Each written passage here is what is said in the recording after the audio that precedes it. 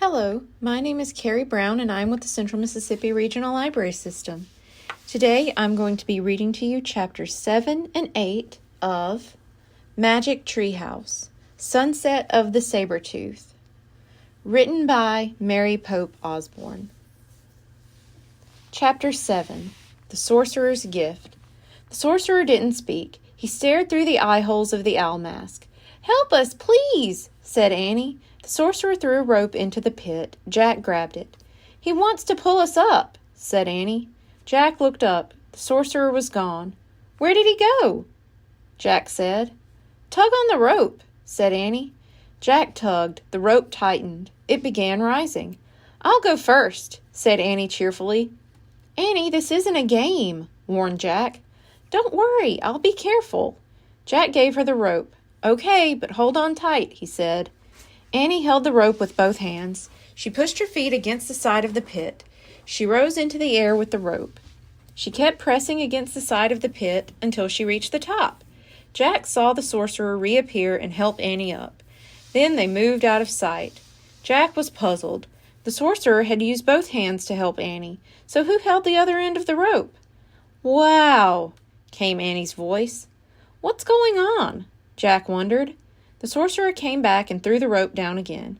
Jack grabbed it, and the rope started to rise. Jack held on tight. He started up. His hands burned.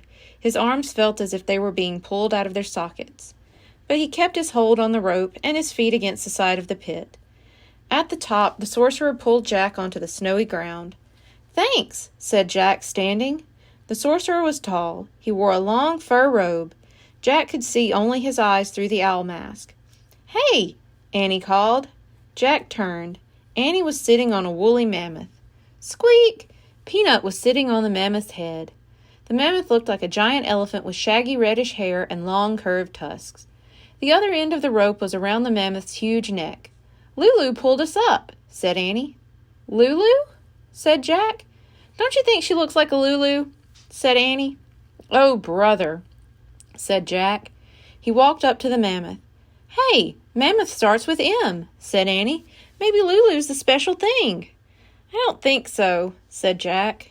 The great creature knelt down just like a circus elephant. "Whoa!" said Annie. She clutched the mammoth's ears to keep from falling off. The sorcerer helped Jack climb onto the mammoth. "Thanks," said Jack. Then the sorcerer reached into a pouch. He pulled out a smooth white bone and handed it to Jack. The bone was hollow. It had 4 holes along one side and 2 on the other. "Oh, man, I think it's his flute," said Jack.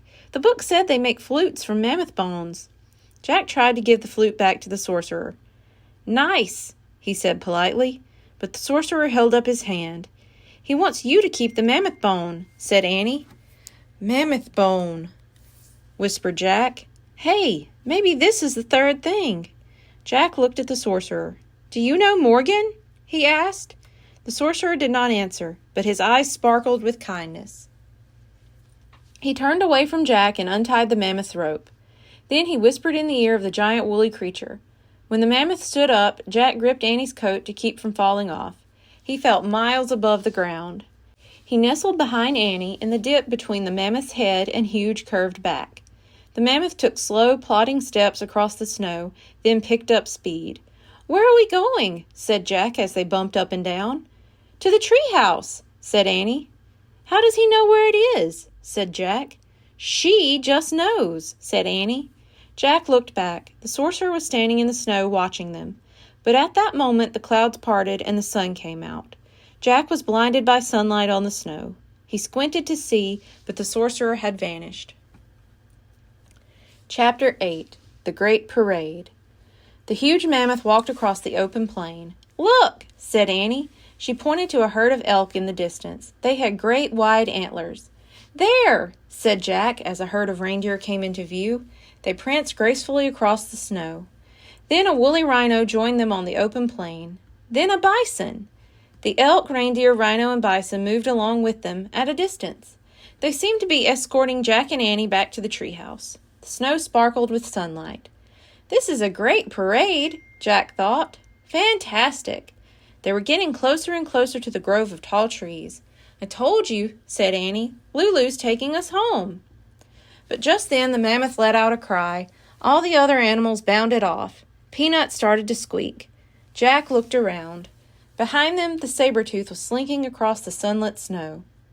The woolly mammoth roared and plunged forward. Jack and Annie nearly fell off. Jack clutched Annie. She and Peanut clutched the mammoth's shaggy hair. The mammoth thundered wildly over the ground. "Ah!" Jack and Annie yelled. The mammoth charged to the grove of trees, but the tiger had circled around the trees. He stood between the tallest tree and the mammoth. They were trapped. The Sabertooth began moving slowly toward the mammoth.